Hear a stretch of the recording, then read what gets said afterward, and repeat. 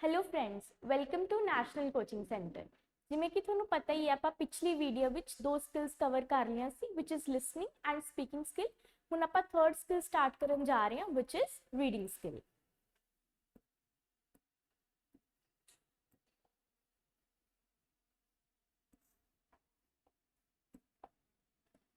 ਹਾਂਜੀ, ਸੋ reading skill ਕੀ ਹੁੰਦੀ ਹੈ ਜੀ? It is a receptive skill. Reading ਨੂੰ ਕੀ ਕਿਹਾ ਗਿਆ ਇੱਥੇ? ਰਿਸੈਪਟਿਵ। ਰਿਸੈਪਟਿਵ ਵਰਡ ਆਪਾਂ ਬਹੁਤ ਵਾਰ ਕਰ ਲਿਆ। ਰਿਸੈਪਟਿਵ ਦਾ ਮਤਲਬ ਹੁੰਦਾ ਹੈ ਜੀ ਰਿਸੀਵ ਕਰਨਾ, है ना। रिसेप्टिव आप या फिर इन पैसिव स्किल्स भी बोल सकते हैं।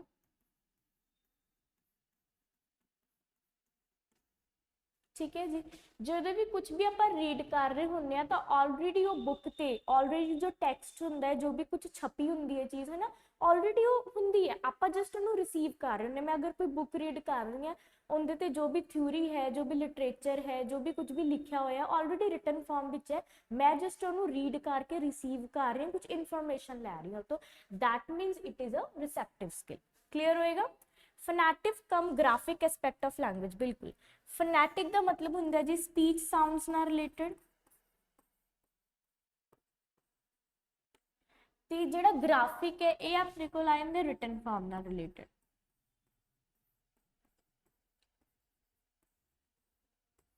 मतलब जो भी आप रीडिंग कर रहे होंगे तो नाल नाल कई बार आप बोल भी रहे होंगे, तो इस करके अपना फनैटिक एस्पेक्ट आ जाएगा। एंड आप जो लैटर्स है रिटन फॉर्म विच पढ़ते हैं, ठीक है, तो अपना केड़ा एस्पेक्ट आ जाएगा जी? ग्राफिक एस्पेक्ट आ जाएगा। होप तुहानू क्लीयर होएगा।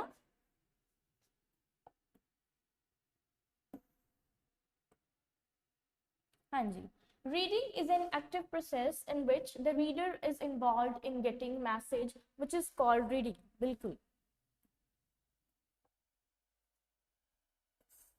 सो दे आर सेइंग कि जो रीडिंग है वो एक एक्टिव प्रोसेस है ना।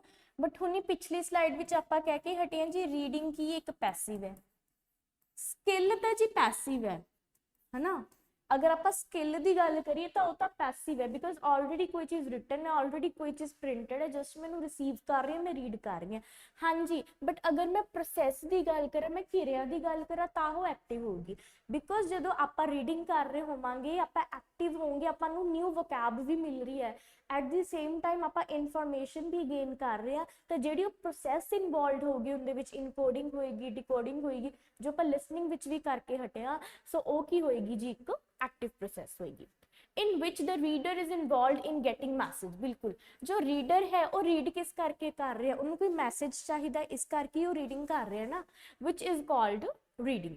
मेजर एलिमेंट्स की है जी रीडिंग में? स्ट्रेस हो जाएगा, ठीक है, रिदम हो जाएगी, लय ताल कह दें जिन्हों आप, फिर की हो जाएगी जी? इंटोनेशन हो जाएगी। इन्होंने तिना बारे आप पहला ही स्टडी कर चुके हैं, आप देखते हैं।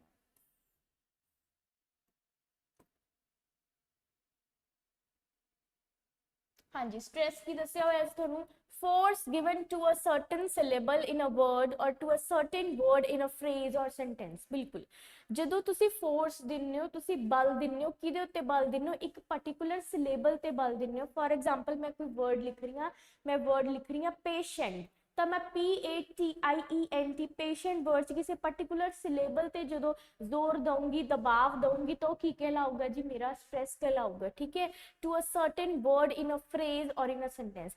ईदर तो मैं वो बल फ्रेज से दे सकती हूँ। फ्रेज की होंगे जो अद्धा सेंटेंस होंगे, बट वह अपना कुछ इंडिपेंडेंट मीनिंग होंगे है। तो सेंटेंस की होंगे जो सब्जैक्ट वर्ब है ना, ऑब्जेक्ट जो रूल है सब्जैक्ट वर्ब एग्रीमेंट की करता है, फॉलो करता है।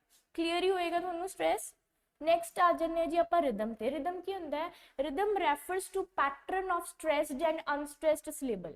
बिल्कुल, जो भी आप कोई वर्ड बोल रहे, आप कोई सेंटेंस बोल रहे हो, तो अपनी आदत है कई बार तो आप किसी ते बहुत ज्यादा स्ट्रेस दे देंगे वर्ड ते सिलेबल ते, फिर आप एकदम स्ट्रेस घटा देने। फॉर एग्जाम्पल मैं तो पूछना हो वट आर यू डूइंग, है ना, टीचर ने बच्चों को पूछना हो, बच्चे गल्ला कर रहे, तो टीचर पूछ रहा वट आर यू डूइंग, तो टीचर वट ते ज्यादा जोर दे देगा, उदों बाद थोड़ा जिहा धीमी आवाज में बोलेगा, तो की हो रहा वो स्ट्रेस भी दे रहा है अनस्ट्रेस भी कर रहा है। ठीक है, अपनी रिदम में किसी गल नूं बोलन समय लगातार बोलना अते विचकार ठहराव देना, उसनूं की बोलते हैं जी? रिदम बोलते।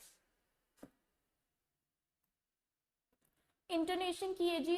Rising and falling of pitch. अगर आप साउंड देखिए तो थोड़ी पिच कई बार राइज होंगी है, फॉल होंगी है, राइज होंगी है, फॉल होंगी है। सो किनू दर्शाता है जी, थोड़ी पिच नू दर्शाता है कि कई बार आप है ना जो गर्ल्स की आवाज़ होंगी है, वॉइस होंगी है, वो हाई पिच होंगी है, तिखी होंगी है ना। और जो बॉयज़ की होंगी है वो की होंगी है जी, लो पिच होंगी है, भारी होंगी है। तो इस कंसैप्ट तो सानू किहदा पता लगेगा, सानू इंटोनेशन का पता लगेगा।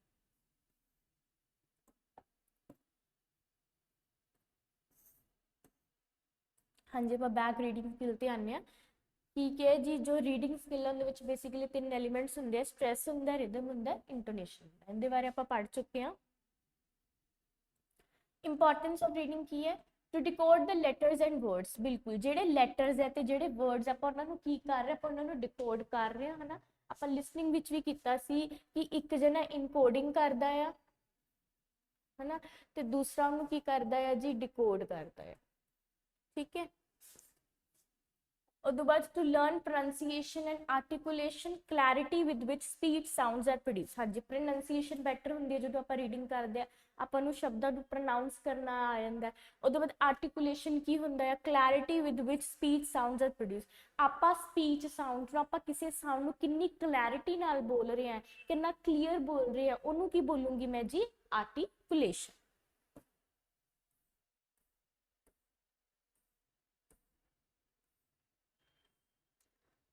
हाँ जी, इनकोडिंग डिकोडिंग का कंसैप्ट आप एक बार दोबारा रिवाइज कर लेने। एक सेंडर होएगा, जो इनकोडिंग डिकोडिंग का कंसैप्ट है ना, ऑलमोस्ट हर स्किल चो यूज हो ही जाता है ना। बिकॉज हर स्किल करने वास्ते ऑब्वियसली दो दो है ना, दो इंसानों की लोड़ तो पैंदी है ना। एक सेंडर होएगा तो एक की होएगा, रिसीवर होएगा।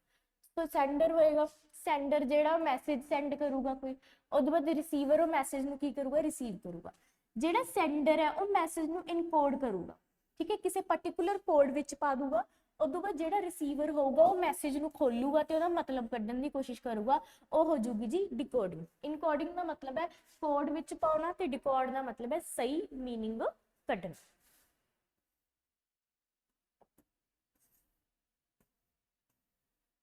हाँ जी, डॉक्टर है, डॉक्टर ਆਪਾਂ ਨੂੰ प्रिस्क्रिप्शन लिखता है, दवाई लिखता होंगे है ना, भी आह तुम 2 चम्मच लैनी है, 3 चम्मच लैने, 2 टैबलेट्स लैने हैं।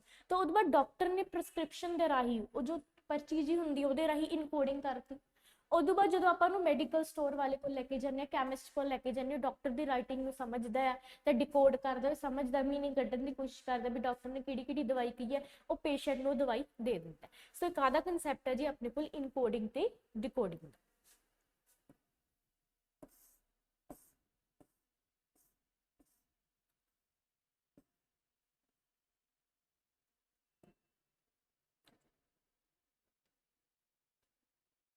हाँ जी, आप रीड कर चुके हो। नैक्सट, हाँ जी, रीडिंग आप काहदे वास्ते करते होंगे, टू लर्न लाउड रीडिंग है ना। ਜਿਹੜੇ छोटे बच्चे होंगे हैं उन्होंने मुहार नहीं करवाई जाती है ना छोटी क्लासा में। क्यों करवाई जाती है लाउड रीडिंग, क्योंकि ताकि जो कोई मिसटेक भी करन तो टीचर उन्होंने मिसटेक को करैक्ट कर सके है ना। जो पहला ही बच्चे को टीचर कह दूगा भी है ना तू चुपचाप ना मन में पढ़, तो जो बच्चा गलत भी प्रोनाउंस कर रहा है, गलत वर्ड बोल रहा, टीचर को किमें पता लगूगा। सो रीडिंग काहदे वास्ते होंगी है जी, लाउड रीडिंग को हैल्प करने वास्ते कि लाउड रीडिंग बच्चे की वधिया हो जाए, बच्चा प्रोनाउंसिएशन वधिया करन लग जाए है ना। टू लर्न साइलेंट रीडिंग, फिर कुछ साल बाद बच्चा साइलेंट रीडिंग करन लग जाता है ना। जो इनीशियल स्टेजिस होंदियां ने ना, इनीशियल क्लासेस कह सकती मैं, उनके विच बच्चा करता लाउड रीडिंग। फिर उस तो बाद जो बच्चा अगे जाता है, जी बच्चे की हाईयर क्लासेस होंदियां ने, उनके विच बच्चा करता है जी साइलेंट रीडिंग।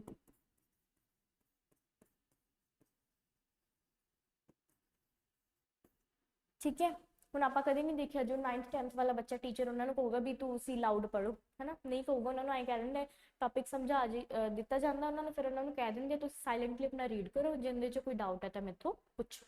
ਠੀਕ ਹੈ ਜੀ। ਉਦੋਂ ਬਾਅਦ ਆ ਗਿਆ ਟੂ ਡਿਵੈਲਪ ਅੰਡਰਸਟੈਂਡਿੰਗ ਐਬਿਲਿਟੀ। ਬਿਲਕੁਲ, ਜਦੋਂ ਬੱਚਾ ਰੀਡਿੰਗ ਕਰੂਗਾ ਤਾਂ ਬੱਚਾ ਪਾਰਟਿਕੂਲਰ ਕੋਈ ਟੈਕਸਟ ਹੈ ਉਹਨੂੰ ਸਮਝੂਗਾ, ਉਹਨੂੰ ਅੰਡਰਸਟੈਂਡ ਕਰਨ ਦੀ ਕੋਸ਼ਿਸ਼ ਕਰੂਗਾ, ਤਾਂ ਉਹਦੇ ਵਿੱਚ ਅੰਡਰਸਟੈਂਡਿੰਗ ਐਬਿਲਿਟੀ ਆ ਜਾਏਗੀ। ਠੀਕ ਹੈ ਜੀ।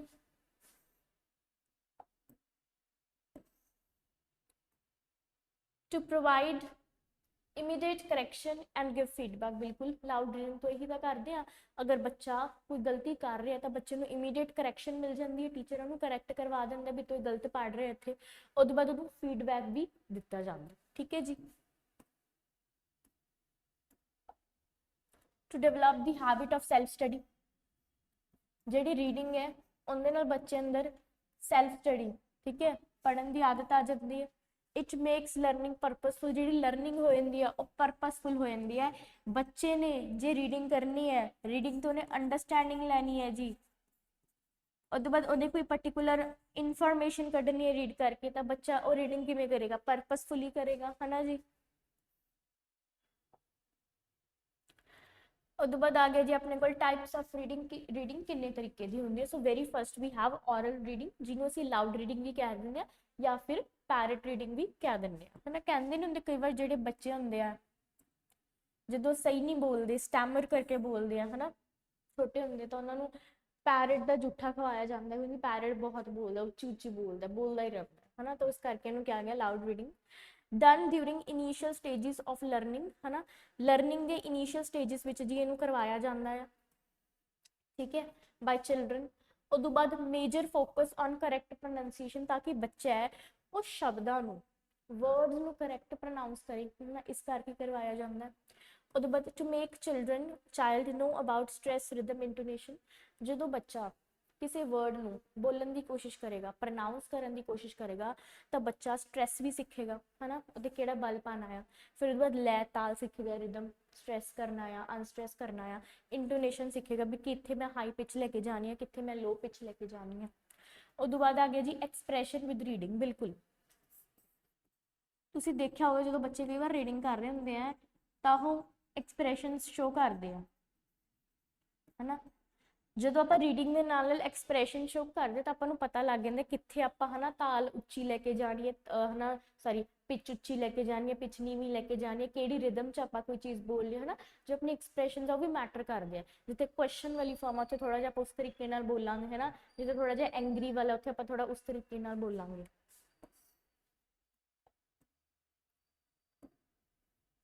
ਹਾਂਜੀ, ਸੈਕਿੰਡ ਆ ਗਿਆ ਜੀ ਸਾਡੇ ਕੋਲ ਸਾਇਲੈਂਟ ਰੀਡਿੰਗ। ਸਾਇਲੈਂਟ ਵਰਡ ਤੋਂ ਤੁਹਾਨੂੰ ਪਤਾ ਲੱਗ ਰਿਹਾ, ਠੀਕ ਹੈ, ਮਨ ਵਿੱਚ ਪੜਨਾ।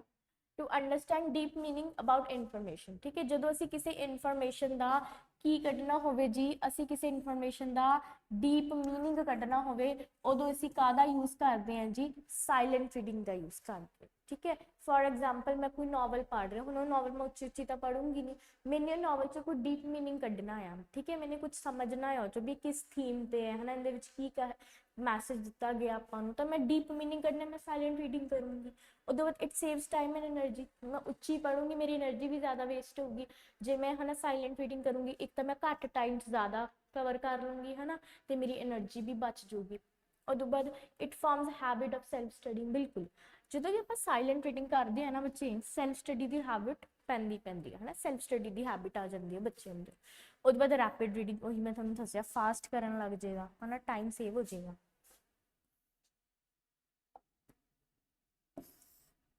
ਨੈਕਸਟ ਆ ਗਿਆ ਜੀ ਆਪਣੇ ਕੋਲ intensive reading, very important concept. Deep study ਹੁੰਦੀ ਹੈ ਇੰਟੈਂਸਿਵ।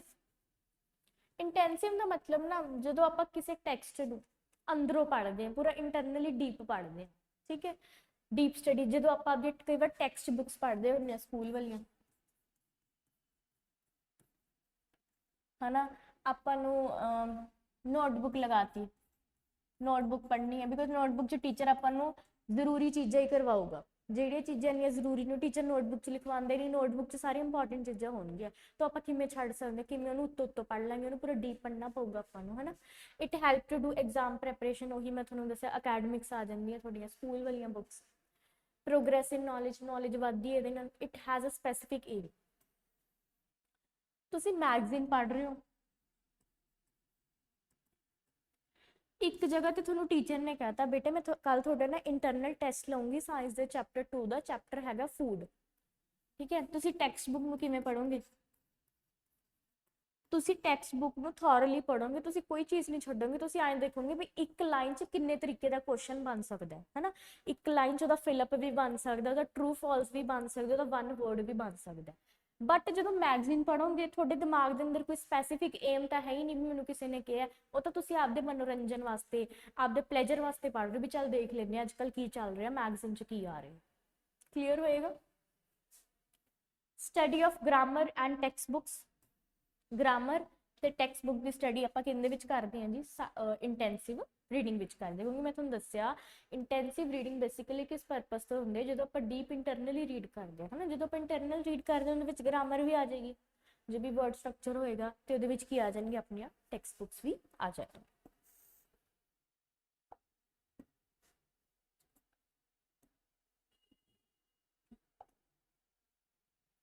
सो एक्सटेंसिव रीडिंग आ गया, दोनों ही कंसेप्ट बहुत ज़्यादा इंपॉर्टेंट है, इंटेंसिव तो एक्सटेंसिव।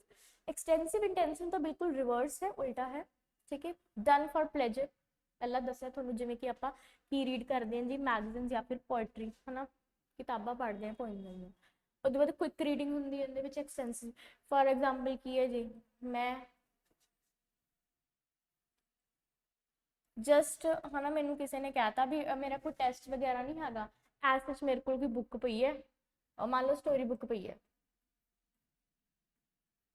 टीचर ने कहा स्टोरी बुक तुसी है ना पढ़िया ही हो, उहदे विच बस मैनूं माइंड दस दे भी की थीम है, इहदी किस बेसिस ते है, मैं मोटा मोटा उत्तों रीड कर लूँगी, उदों मैनूं पता लग जूगा भी जिहड़ी स्टोरी बुक है इहदा जिहड़ा टॉपिक है वो हार्ड वर्क है, भी आपां नूं हार्ड वर्क करना चाहिए, है ना।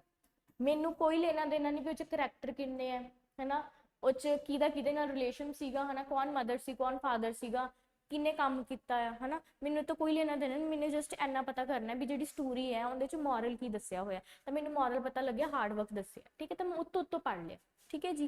क्विक रीडिंग होगी। Books are not related to syllabus, obviously syllabus नाल रिलेटेड नहीं होंगे, बिकॉज जो सिलेबस नाल रिलेटेड होंगे तो इंटेंसिव रीडिंग होएगी, है ना। नो डीप स्टडी, आप उपर उपर मोटा मोटा पढ़ लेंगे, उसके बाद विदाउट हैल्प ऑफ टीचर्स, बच्चा टीचर्स की हैल्प के बिना भी इनू पढ़ सकता है। डन फॉर प्लेजर, प्लेजर या फिर आप लिख सकते हो फन, जॉय, ठीक है, इंजॉयमेंट वास्ते।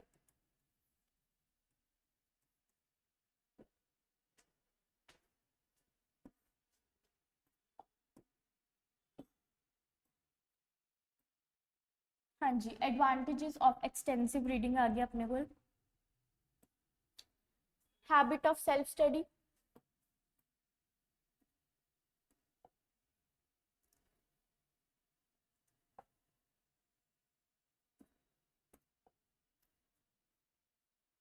बच्चे ਨੂੰ ਸੈਲਫ ਸਟੱਡੀ ਦੀ ਹੈਬਿਟ ਪੈ ਜਾਂਦੀ ਐਕਸਟੈਂਸਿਵ ਰੀਡਿੰਗ ਨਾਲ।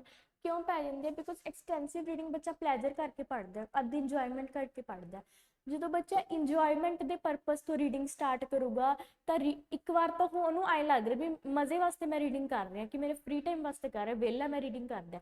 ਫਿਰ ਹੌਲੀ ਹੌਲੀ ਹੌਲੀ ਰੀਡਿੰਗ ਉਹਦੀ ਹੈਬਿਟ ਬਣ ਜੂਗੀ, ਹੈ ਨਾ। ਜਦੋਂ ਉਹਦੀ ਹੈਬਿਟ ਬਣ ਜੂਗੀ ਤਾਂ ਉਹਨੂੰ ਸੈਲਫ ਸਟੱਡੀ ਦੀ ਹੈਬਿਟ ਪੈ ਜੂਗੀ, ठीक है जी। गेन वोकैबलरी, एक बार तो बच्चा मैगजीन रीड कर रहा, स्टोरी बुक रीड कर रहा, फिर हौली हौली बच्चे नूं रीडिंग की इन्नी कुछ ज़्यादा हैबिट पै जूगी कि जिहड़ी इंपॉर्टेंट बुक्स है उहदे अकैडमिक्स वास्ते उहदे विच भी बच्चा की दिखाऊगा, अपना इंटरस्ट दिखाऊगा। वोकैबलरी गेन हुंदी है जी, है ना, शब्दकोश वधदा है तुहाडा। उहदे बाद डेवलप क्रिटिकल थिंकिंग, बिल्कुल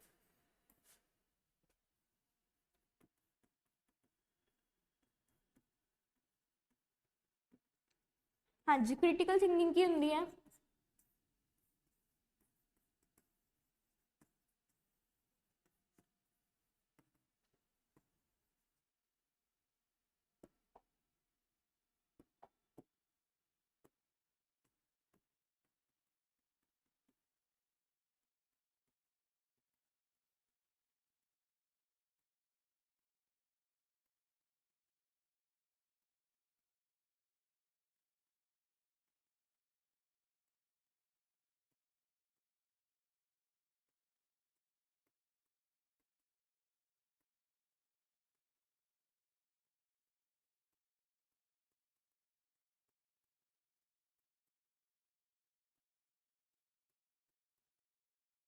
हाँ जी, की लिखा मैंने? To view a certain text, किसी स्पेसिफिक टेक्स्ट ਨੂੰ, ਕਿਸੇ ਰੀਡਿੰਗ ਨੂੰ, ਕੋਈ ਵੀ ਚੀਜ਼ ਲਿਖੀ ਹੋਈ ਹੋਵੇ ਉਹਨੂੰ ਕ੍ਰਿਟੀਕਲੀ ਐਗਜ਼ਾਮਿਨ ਕਰਨਾ, ਵਿਊ ਕਰਨਾ from social and other all point of view, ठीक है, ऑल अदर। मतलब फॉर एग्जाम्पल मेरे को कोई स्पेसिफिक सेंटेंस लिखता, 3 लाइना लिखतियां, ਇੱਕ ਤਾਂ ਮੈਨੂੰ ਐਸੇ ਚ ਪੜ੍ਹੀ ਜਾ ਰਹੀ ਹੈ, ਬਟ ਇੱਕ ਮੈਂ ਜਦੋਂ ਇਹਨੂੰ ਪੜ੍ਹ ਕੇ ਮੈਂ ਇਹਨੂੰ ਸੋਚ ਰਹੀ ਹਾਂ ਵੀ ਇਹਦੇ ਪਿੱਛੇ ਲਿਖਣ ਦਾ ਮਕਸਦ ਕੀ ਹੈ, ਇਹਦਾ ਸੋਸਾਇਟੀ ਨਾਲ ਕੀ ਲਿੰਕ ਹੈ ਹਨਾ, ਇਹਦਾ ਪੋਲੀਟੀਕਲ ਨਾਲ ਕੀ ਲਿੰਕ ਹੈ, ਉਦੋਂ ਬਾਅਦ ਇਹਦਾ ਹਿਊਮਨ ਲਾਈਫ ਨਾਲ ਕੀ ਲਿੰਕ ਹੈ। ਮਤਲਬ ਮੈਂ ਕਿਸੇ ਪਾਰਟਿਕੂਲਰ ਲਿਖੀ ਹੋਈ ਚੀਜ਼ ਨੂੰ ਸਾਰੇ ਪੁਆਇੰਟ ਆਫ ਵਿਊ ਨਾਲ ਦੇਖ ਰਹੀ ਹਾਂ, ਸੋਸ਼ਲ ਪੁਆਇੰਟ ਆਫ ਵਿਊ ਨਾਲ ਵੀ ਦੇਖ ਰਹੀ ਹਾਂ, ਮੈਂ ਇਮੋਸ਼ਨਲ ਨਾਲ ਵੀ ਦੇਖ ਰਹੀ ਹਾਂ, ਮੈਂ ਪੋਲੀਟੀਕਲ ਨਾਲ ਵੀ ਦੇਖ ਰਹੀ ਹਾਂ, ਮੈਂ ਕੋਗਨੀਟਿਵ ਨਾਲ ਵੀ ਦੇਖ ਰਹੀ ਹਾਂ। ਮਤਲਬ ਮੈਂ ਉਹਨੂੰ ਕ੍ਰਿਟੀਕਲੀ ਐਗਜ਼ਾਮਿਨ ਕਰ ਰਹੀ ਹਾਂ ਵੀ ਇੱਥੇ ਹੈ ਕੀ, ਮਤਲਬ ਮੈਂ ਸਾਰੀਆਂ ਚੀਜ਼ਾਂ ਪੜ੍ਹ ਰਹੀ ਹਾਂ ਉਹਦੇ ਬਾਰੇ ਵੀ ਇਹਦੇ ਪਿੱਛੇ ਮਕਸਦ ਕੀ ਹੈ ਹਨਾ, ਇਹ ਕਿਉਂ ਲਿਖਿਆ ਗਿਆ, ਇਹਦਾ ਕੀ ਪਰਸਪੈਕਟਿਵ ਹੈ। ਮਤਲਬ ਮੈਂ ਪੂਰਾ ਉਹਨੂੰ ਨਿਚੋੜਦਾ, ਪੂਰੀ ਛਾਣਬੀਨ ਕਰਤੀ ਉਹਦੀ। ਤਾਂ ਮਤਲਬ ਮੈਂ ਕੀ ਕਰ ਰਹੀ ਹਾਂ ਜੀ, ਕ੍ਰਿਟੀਕਲੀ ਥਿੰਕਿੰਗ ਕਰ ਰਹੀ ਹਾਂ ਹਨਾ। ਕੁਝ ਬੱਚੇ ਨਹੀਂ ਹੁੰਦੇ, ਜੇ ਕਈ ਵਾਰ ਕੋਈ ਚੀਜ਼ ਲਿਖੀ ਹੁੰਦੀ ਉਹਨਾਂ ਨੂੰ ਐ ਹੁੰਦਾ ਵੀ ਇਹਨੂੰ ਅਸੀਂ ਪੂਰਾ ਫਰੋਲ ਦੀ, ਅਸੀਂ ਦੇਖ ਲਈਏ ਵੀ ਇਹਦੇ ਪਿੱਛੇ ਕੀ ਲਿਖਿਆ ਹੋਇਆ ਹਨਾ, ਉਹਨਾਂ ਨੂੰ ਕਿਉਰਿਓਸਿਟੀ ਹੁੰਦੀ ਹੈ। ਸਭ ਦੀ ਵਧੀਆ ਗੱਲ ਹੈ ਇਹ, ਉਹਨਾਂ ਨੂੰ ਕਿਉਰਿਓਸਿਟੀ ਹੁੰਦੀ ਹੈ ਵੀ ਅਸੀਂ ਜਾਣੀਏ ਕਿਉਂ ਲਿਖਿਆ ਗਿਆ, ਕਿਹਨੇ ਕੀਤਾ ਸੀ ਇਹ ਹਨਾ, ਕਦੋਂ ਹੋਇਆ, ਇਹਦੇ ਵਰਗੀਆਂ ਹੋਰ ਚੀਜ਼ਾਂ ਕੀ ਸੀ। ਬਟ ਕੁਝ ਬੱਚੇ ਹੁੰਦੇ ਜੋ ਲਿਖੀ ਇਹ ਚੀਜ਼ ਜਸਟ ਉਹਨੂੰ ਪੜ੍ਹ ਲੈਣਗੇ, ਠੀਕ ਹੈ ਜੀ ਓਕੇ ਹੋ ਗਿਆ, ਦੈਟ ਮੀਨਸ ਨॉट ਕ੍ਰਿਟੀਕਲ ਥਿੰਕਿੰਗ, ਇਹਦਾ ਮਤਲਬ ਹੈ ਕ੍ਰਿਟੀਕਲ ਥਿੰਕਿੰਗ। ਠੀਕ ਹੈ ਜੀ। ਉਹਦੇ ਬਾਅਦ ਆ ਗਿਆ नो अबाउट ਚਾइल्ड ਇੰਟਰਸਟ। ਠੀਕ ਹੈ, ਬੱਚੇ ਦਾ ਇੰਟਰਸਟ ਬਾਰੇ ਪਤਾ ਲੱਗ ਜਾਂਦਾ ਹੈ ਆਪਾਂ ਨੂੰ। To gain interest of literature ਹਨਾ, ਜਦੋਂ ਬੱਚਾ ਐਕਸਟੈਂਸਿਵ ਰੀਡਿੰਗ ਕਰੂਗਾ, ਬੱਚਾ ਆਪਦੇ ਪਲੇਜਰ ਵਾਸਤੇ ਕਰੂਗਾ, ਤਾਂ ਹੌਲੀ ਹੌਲੀ ਮੈਂ ਤੁਹਾਨੂੰ ਦੱਸਿਆ ਉਹੀ ਸੈਲਫ ਸਟੱਡੀ ਮੰਗੂ, ਬੱਚੇ ਦਾ ਲਿਟਰੇਚਰ ਵਿੱਚ, ਸਾਹਿਤ ਵਿੱਚ ਬੱਚੇ ਦਾ ਕੀ ਪੈ ਜਾਊਗਾ ਜੀ, ਇੰਟਰਸਟ ਪੈ ਜਾਊਗਾ। ਤੁਸੀਂ ਸਕਰੀਨਸ਼ਾਟ ਲੈ ਸਕਦੇ ਹੋ ਇਹਦਾ। ਹਾਂਜੀ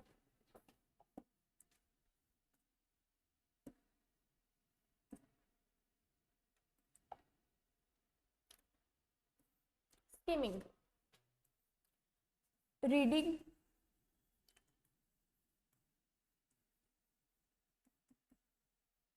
हाँ जी, ये रीडिंग रिलेटेड टर्म है अपने को लिखो। स्कीमिंग का मतलब होंगे क्विक रीडिंग करना। ठीक है, स्कीमिंग रिलेटेड है जी थोड़ा थोड़ा साडे नाल एक्सटेंसिव रीडिंग नाल। ठीक है जी, understanding general idea, overall view. कहने का मतलब मेरे को कोई चीज़ लिखी हुई है, ठीक है, मैं क्विक रीडिंग कर रही हूँ, फटाफट पढ़ते भी मोटा मोटा की मैंने किसी ने 2 पेज का कुछ लिखने को कहता, टाइम मेरे को सिर्फ 5 मिनट है ना, या फिर मैं टाइम मैं कहनी 2 मिनट है, तो एक बार मोटा मोटा पढ़ लूँगी भी की कहने की कोशिश की गई है, तो मैं क्विक रीडिंग कर लाँगी वो। उसके बाद हो जाएगा अंडरस्टैंड जनरल आइडिया, मैं जनरल आइडिया समझ लाँगी उनके की कहने की कोशिश की गई है। ओवरऑल व्यू लै लूँगी मैं वह है ना। रीड द टाइटल, ये स्टैप्स दसे गए अपन। ठीक है, सब तो पहले टाइटल रीड करना। मान लो टाइटल है अपने को पॉवर्टी ते, गरीबी ते, पहले ही पता लग जू भी ये गल होगी है ना, क्लीयर हो जाऊगा। उस बाद read the headings, headings read कर लेंगे सब दी, पता लग जू। अगर आपां नूं 1 2 3 आ पैरा दिते हैं, तो पैरे की जो मैं हैडिंग्स भी रीड कर ली, मैंने पता लग जूगा ना पैरे के अंदर की चीज़ है, हैडिंग्स रीड करके। उसके बाद मैंने सेंट्रल आइडिया मिल जूगा, मैं रीड कर लूँगी उन्होंने। Read the first sentence of every passage, हर एक पैरे का, हर एक पैसेज का पहला पहला सेंटेंस रीड कर लूँगी, पता लग जूगा। मोटा मोटा रीड कर लिया तो सानू की मिल गया जी, जनरल आइडिया मिल गया।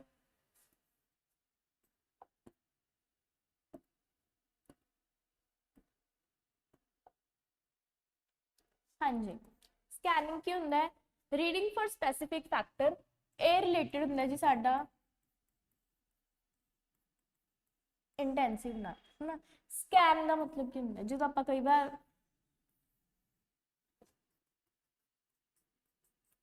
अपने को टैक्सट रिटन है, कहते नहीं होंगे जी स्कैन कर दो इनू, स्कैन कर दो सारे पेज नूं, आपां कैम स्कैनर तो स्कैन कर देने, थोड़ा जिहा वधिया फॉर्म च अपने को निकल आंदा ना, देखण लायक हो जांदा थोड़ा जिहा। तो मतलब एक इहो जिहा टैक्सट जिहड़ा लिखिया होवे, असीं उहनूं पूरा स्कैन कर दी, एक भी चीज़ ना छड्डी, उहनूं पूरा रीड कर दईए, कोई कुंजा भी ना छड्डीए असीं उहदा, हर एक चीज़ रीड कर दी, विच कहण दी कोशिश की कीती कि एक वर्ड ना छड्डीए, मतलब पूरा स्कैन कर दिए। कहंदे नहीं हुंदे जो इंटैलीजेंट बच्चे हुंदे आ वो स्कैन कर दिंदे पूरी बुक्स नूं है ना, पेपर टाइम तक, क्यों उन्होंने सब कुछ दिमाग च हुंदा है। तो स्कैनिंग करनी, ठीक है। रीडिंग फॉर स्पैसीफिक फैक्ट, ਜਦੋਂ ਅਸੀਂ ਕਿਸੇ ਖਾਸ ਮਕਸਦ ਵਾਸਤੇ ਰੀਡ ਕਰਦੇ, ਖਾਸ ਇਨਫੋਰਮੇਸ਼ਨ ਕੱਢਣੀ ਹੈ, ਔਰ ਸਪੈਸੀਫਿਕ ਇਨਫੋਰਮੇਸ਼ਨ, ਉਹੀ ਗੱਲ ਕੀਤੀ ਗਈ ਹੈ।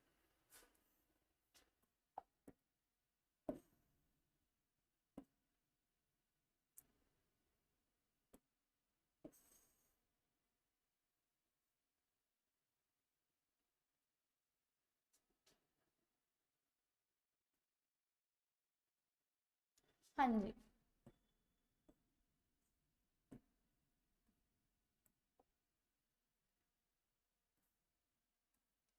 ਹੁਣ ਆਪਾਂ ਦੇਖਾਂਗੇ ਜੀ ਇਨਫਰੈਂਸ ਰੀਡਿੰਗ ਕੀ ਹੁੰਦੀ ਹੈ, ਕਲੂ ਲਗਾ ਕੇ ਪੜ੍ਹਨਾ। ਕਲੂ ਕੀ ਹੁੰਦਾ ਹੈ? ਫॉर एग्जांपल ਸਾਨੂੰ ਸੇਮ एग्जांपल ਲਵਾਂਗੀ ਮੈਂ, ਕੋਈ ਟੈਕਸਟ ਦਿੱਤਾ ਹੋਇਆ ਹੈ ਨਾ, ਮੈਂ ਇਹਦੀ ਹੈਡਿੰਗ ਰੀਡ ਕਰ ਲਈ, ਮੈਂ ਇਹਦੀ ਸਬ ਹੈਡਿੰਗਸ ਰੀਡ ਕਰ ਲਈ, ਮੈਨੂੰ ਕਲੂ ਮਿਲ ਗਿਆ ਹੈ ਨਾ, ਮੈਨੂੰ ਕਲੂ ਮਿਲ ਗਿਆ ਮਾੜੀ ਕੀ ਚੀਜ਼ ਨਾਲ ਵੀ ਪੱਕਾ ਇਹਦੇ ਵਿੱਚ ਨਾ ਇਹੋ ਜਿਹਾ ਕੁਝ ਟੌਪਿਕ ਦੀ ਗੱਲ ਕੀਤੀ ਹੋਣੀ, ਤਾਂ ਮੈਨੇ ਕਲੂ ਲਗਾ ਕੇ ਪੜ੍ਹ ਰਹੀ ਹਾਂ ਮੈਂ, ਹੈ ਨਾ। ਇਸ ਵਿੱਚ ਕੁਝ ਸ਼ਬਦਾਂ ਦਾ ਮੀਨਿੰਗ ਪਤਾ ਹੁੰਦਾ ਆ, ਤੁਹਾਨੂੰ ਕੁਝ ਕੁ ਵਰਡ ਦਾ ਮਤਲਬ ਕਲੀਅਰ ਹੁੰਦਾ ਹੈ, ਅਤੇ ਕੁਝ ਸ਼ਬਦਾਂ ਦਾ ਮੀਨਿੰਗ ਨਹੀਂ ਪਤਾ ਹੁੰਦਾ, ਬਟ ਕੁਝ ਕੁ ਜੋ ਵਰਡਸ ਹੁੰਦੇ ਆ ਉਹਦਾ ਮਤਲਬ ਸਾਨੂੰ ਪਤਾ ਨਹੀਂ ਹੁੰਦਾ, ਠੀਕ ਹੈ। ਅੰਦਾਜ਼ਾ ਲਗਾ ਕੇ ਕੀ ਕਰਦੇ ਅਸੀਂ ਸੈਂਟੈਂਸ ਨੂੰ ਸਮਝ ਲਾਂਗੇ, ਠੀਕ ਹੈ, ਗੈਸ ਕਰ ਲੈਂਦੇ ਹਾਂ ਅਸੀਂ ਗੈਸਿੰਗ ਕਰਕੇ, ਅੰਦਾਜ਼ਾ ਲਗਾ ਕੇ, ਕਲੂ ਲਗਾ ਕੇ ਅਸੀਂ ਕੁਝ ਕੁ ਵਰਡ ਸਾਨੂੰ ਪਤਾ ਹੈ, ਕੁਝ ਕੁ ਸਾਨੂੰ ਨਹੀਂ ਪਤਾ, ਜਿਹੜੇ ਨਹੀਂ ਪਤਾ ਉਹਨਾਂ ਨੂੰ ਕੀ ਕਰ ਲੈਂਦੇ ਹਾਂ ਅਸੀਂ ਸਮਝ ਲਾਂਗੇ।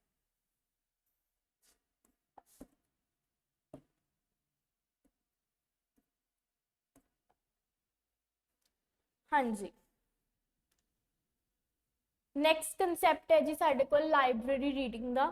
लाइब्रेरी रीडिंग ज़्यादातर की होंगी है, साइलेंट रीडिंग होंगी है ना, आप लाउड रीडिंग तो कर ही नहीं सकते लाइब्रेरी में। डन फॉर इंजॉयमेंट, किहदे वास्ते होंगी है जी? इंजॉयमेंट, ठीक है जी, बहुत बेसिक जा कंसैप्ट है।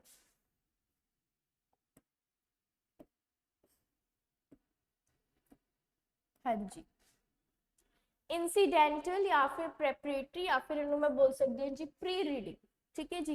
It is for beginners. Pre reading तो प्री मतलब पहला, ਇਹ ਤੋਂ ਤੁਹਾਨੂੰ ਪਤਾ ਲੱਗ ਰਿਹਾ ਕਿ ਜਿਹੜੇ ਬਿਗਨਰਸ ਹੁੰਦੇ ਆ, ਜਿਨ੍ਹਾਂ ਨੂੰ ਹਲੇ ਰੀਡਿੰਗ ਆਉਂਦੀ ਨਹੀਂ, ਸ਼ੁਰੂ ਚ ਰੀਡਿੰਗ ਪ੍ਰੈਕਟਿਸ ਕਰਨੀ ਹੈ ਹਨਾ, ਉਹਨਾਂ ਵਾਸਤੇ ਹੁੰਦਾ। It is done after ਫਿਊ days of listening and speaking, ਹਨਾ। ਆਪਾਂ ਇੰਗਲਿਸ਼ ਪੈਡਾਗੋਜੀ ਵਿੱਚ ਸ਼ੁਰੂ ਤੋਂ ਇਹੀ ਪੜ੍ਹ ਰਹੇ ਹਾਂ ਕਿ ਜਿਹੜਾ ਬੱਚਾ ਹੈ ਉਹ ਸਭ ਤੋਂ ਪਹਿਲਾਂ ਇਹੀ ਦੋ ਸਕਿੱਲਸ ਕਰਦਾ ਹੈ ਹਨਾ, ਆਲੇ ਦੁਆਲੇ ਵਾਲੇ ਲੋਕਾਂ ਨੂੰ ਸੁਣਦਾ ਹੈ ਆਪਣੇ, ਤੇ ਉਹਦੇ ਬਾਅਦ ਬੋਲਣ ਦੀ ਕੋਸ਼ਿਸ਼ ਕਰਦਾ ਕੁਝ ਕੁ ਚੀਜ਼ਾਂ। ਇਹਨਾਂ ਦੋਨਾਂ ਤੋਂ ਬਾਅਦ ਬੱਚੇ ਨੂੰ ਕੀ ਕਰਾਈ ਜਾਂਦੀ ਹੈ? ਰੀਡਿੰਗ ਕਰਾਈ ਜਾਂਦੀ ਹੈ, ਤੇ ਉਹਨੂੰ ਇਨਸੀਡੈਂਟਲ ਰੀਡਿੰਗ ਕਰਾਏਗੀ, ਠੀਕ ਹੈ ਜੀ। Students are taught speech sounds, बच्चों को स्पीच साउंड्स दसे जाते हैं एंड हाउ टू प्रोनाउंस है ना। प्रोनाउंसिएशन भी तो इंपॉर्टेंट है ना, जो बच्चे स्पीच साउंड तो दसते बट उन्होंने आई नहीं दस प्रोनाउंस किवें करने हैं, बच्चे नहीं आएंगे। उस बाद बच्चे की की वधदी है जी? वोकैबुलरी,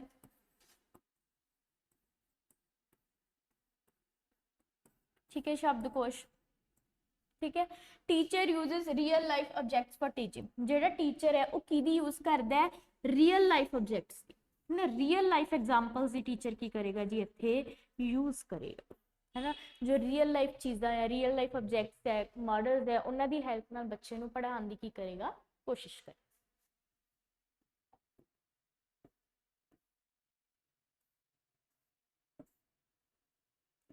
हाँ जी, अज वास्ते इन्ना ही। अगला टॉपिक आप नैक्सट लैक्चर में कंप्लीट करांगे।